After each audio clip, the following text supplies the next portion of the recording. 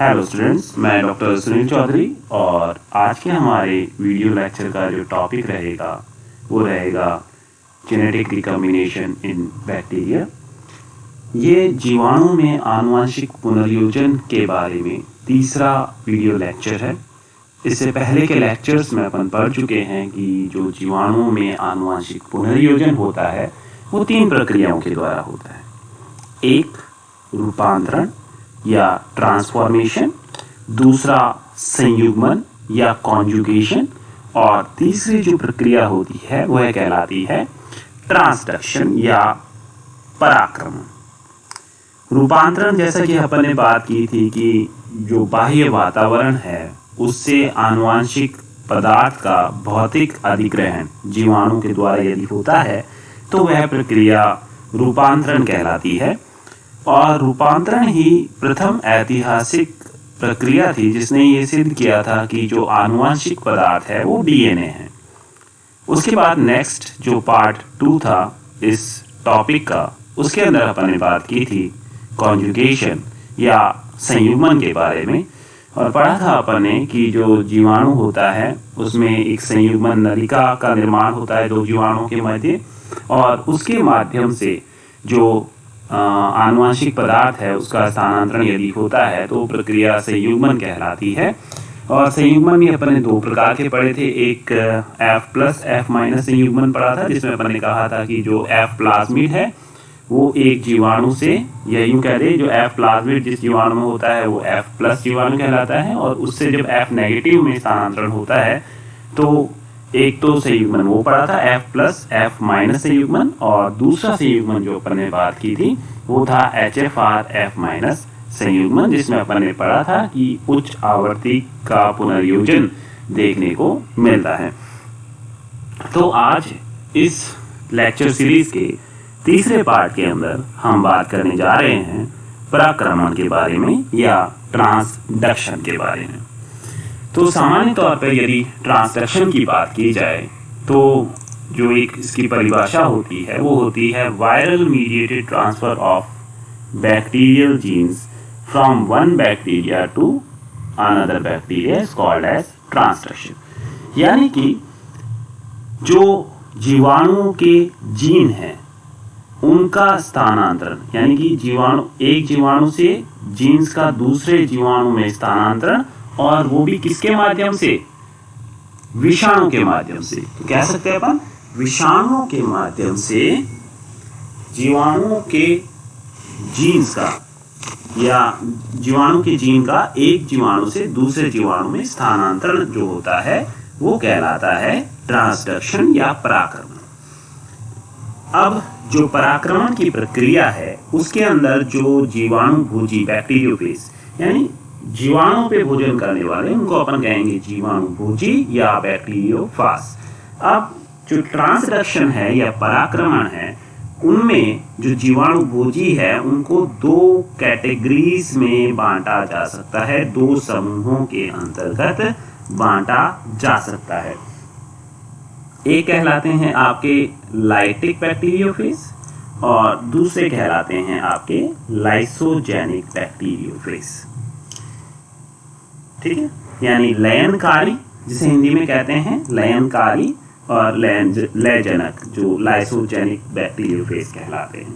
उदाहरण की बात करें तो लाइटिक की बात करेंगे तो इसके अंदर आते हैं आपके T2, T4, T6, और लैम्बडा फेज जो है वो रिप्रेजेंट कर रहा है, प्रदर्शित कर रहा है आपके लाइसोजेनिक जीवाणु भोजियों को। तो सबसे पहले अपन बात करते हैं लाइटिक जीवाणु भोजी के बारे में, या जिसे अपन कह सकते हैं जीवाणु की कोशिका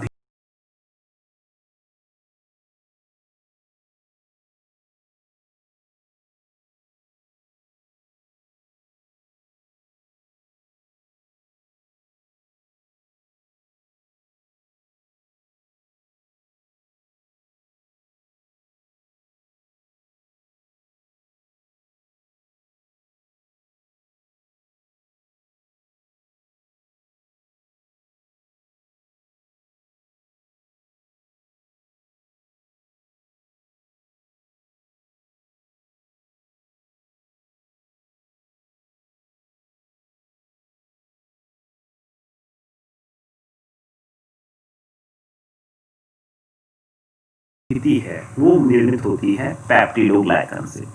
और जो लाइसोजाइम है, लाइसोजाइम नामक जो एंजाइम है वो जीवाणु की जो कोशिका भीति है उसको वो डिसॉल्व कर सकता है, उसको वो नष्ट कर सकता है। तो जो जीवाणु भोजी है उसके अंदर क्षमता होती है कुछ एंजाइम्स के निर्माण की। हालांकि देखिए ये एक एक्सेप्शन में एक्सेप्शन है कि जीवाणु भोजी या वायरस अपन कहते हैं कि ऑब्लिगेट पैरासाइट होते हैं, परपोषित होते हैं ये पूर्ण रूप से, परंतु कुछ जो जीवाणु है, विषाणु है सॉरी, उनके अंदर क्षमता होती है कुछ एंजाइम्स के निर्माण की, और उनमें से एक है बैक्टीरियोफाज या जीवाणु भोजी, और ये एंजाइम रिलीज करता है जिसे अपन कहते हैं लाइसोजाइम। और लाइसोजाइम जैसे ही रिलीज होगा तो जो जीवाणु की जो कोशिका भीति है वो पूर्ण रूप से यहाँ से नष्ट हो जाएगी। अब लाइसोजाइम रिलीज हुआ, स्रावित किया लाइसोजाइम, और लाइसोजाइम ने डिग्रेड कर दी क्या, जीवाणु की कोशिका भीति। तो ये जीवाणु की कोशिका भीति को प्रदर्शित कर रहे हैं और ये चित्र प्रदर्शित कर रहा है जीवाणु भोजी को। अब कोशिका भीति डिग्रेड हुई, नष्ट हुई, तो जो डीएनए है वो अब स्थानांतरित कर दिया गया किसमें, जीवाणु के कोशिका द्रव्य के अंदर। ठीक है, अब जो जीवाणु का कोशिका द्रव्य है उसके अंदर क्या प्रेजेंट है, डीएनए प्रेजेंट है, और ये अब डीएनए किसका है, ये डीएनए है अब वायरस का। तो वायरस का जो डीएनए है स्थानांतरित हो गया कहाँ पे, जीवाणु के कोशिका द्रव्य में। अब जो विषाणु का आनुवंशिक पदार्थ है उसके अंदर कोई एक अर्ली जीन होगा जो एक्सप्रेस होगा। जीन एक्सप्रेशन का मतलब हो बेटा कि जब डीएनए से एमआरएनए बने और एमआरएनए से प्रोटीन बने, और अपने को पता है कि जो 99% जो एंजाइम है वो प्रोटीन से निर्मित होते हैं। तो एक प्रोटीन बना और उस प्रोटीन का नाम अपन कह सकते हैं न्यूक्लियस था। यह न्यूक्लियस नामक एंजाइम का संश्लेषण किया किसने, विषाणु के एक अर्ली जीन ने। अब न्यूक्लियस का कार्य ये होता है कि ये जो जीवाणु का आनुवंशिक पदार्थ है, जो जीवाणु का गुणसूत्र है, या यूं कह सकते हैं कि जो आनुवंशिक पदार्थ है जिसे अपन कहते हैं द्विरज्जुकीय कुंडलित DNA, double stranded circular DNA जो होता है उसको ये कट कर देगा। क्योंकि न्यूक्लियस का काम ही ये है कि न्यूक्लिक एसिड को कट करना, तो उसे ये टुकड़ों में बांट देगा।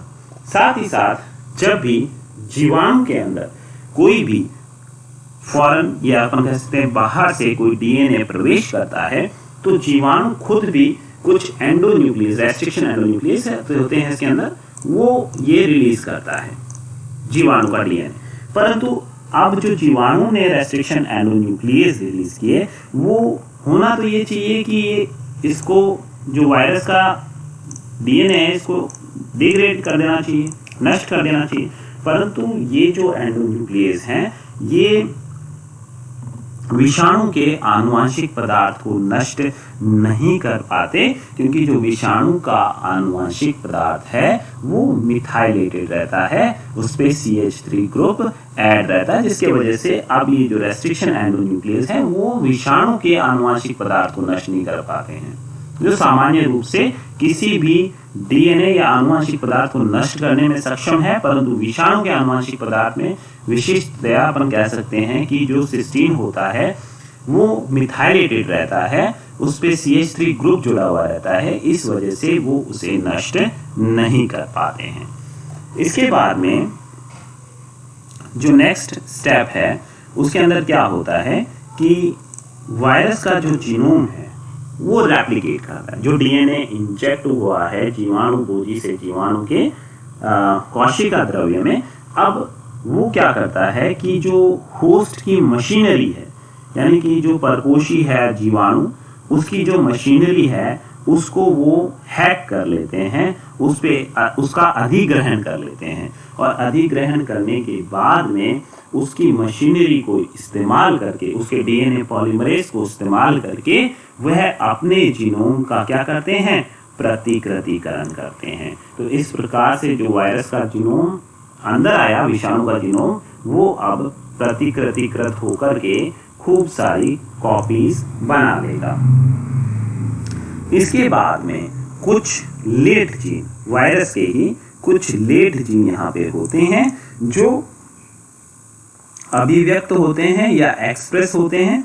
और ये जो लेट जीन है ये क्या काम करते हैं, ये है संश्लेषित करते हैं वायरस के कोड प्रोटीन को। क्योंकि अपने को पता है कि जो विषाणु होते हैं उसमें सामान्यतः एक आनुवंशिक पदार्थ होता है जो चारों तरफ से घिरा हुआ रहता है प्रोटीन से, जिसे अपन कहते हैं न्यूक्लियोकैप्सिड।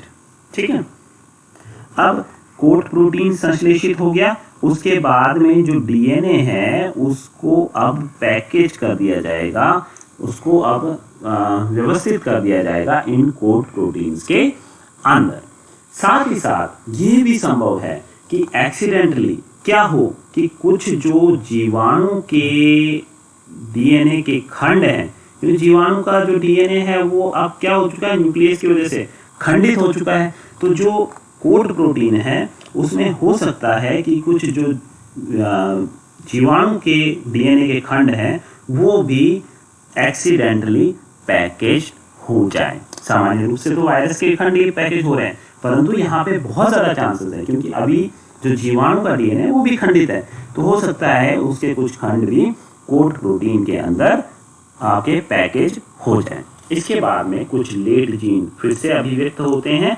अब ये लेट जीन अभिव्यक्त होकर के क्या बनाते हैं, एंजाइम बनाते हैं लाइसोजाइम। लाइसोजाइम जीवाणु की कोशिका भित्ति को नष्ट करता है और जो जीवाणु भोजी हैं वो अब आ जाते हैं जीवाणु कोशिका के बाहर। यहाँ देख सकते हैं अपन कि ये जो जीवाणु भोजी है ये प्रदर्शित कर रहा है सामान्य जीवाणु भोजी को, जिसके अंदर जो डीएनए है वो किसका है, वो जीवाणु भोजी का ही है। देख सकते हैं अपन, ये रेड कलर से अपन इसको प्रदर्शित कर रहे हैं। तो ये डीएनए जो अंदर आया था उसी की एक कोई कॉपी थी जो इसके अंदर पैकेज हो गई। परंतु ये जो प्रदर्शित कर रहा है इसमें देखिए आप, जीवाणु का जो डीएनए है वो पैकेज हो गया गलती से किसके अंदर, वायरस के कोड प्रोटीन के अंदर।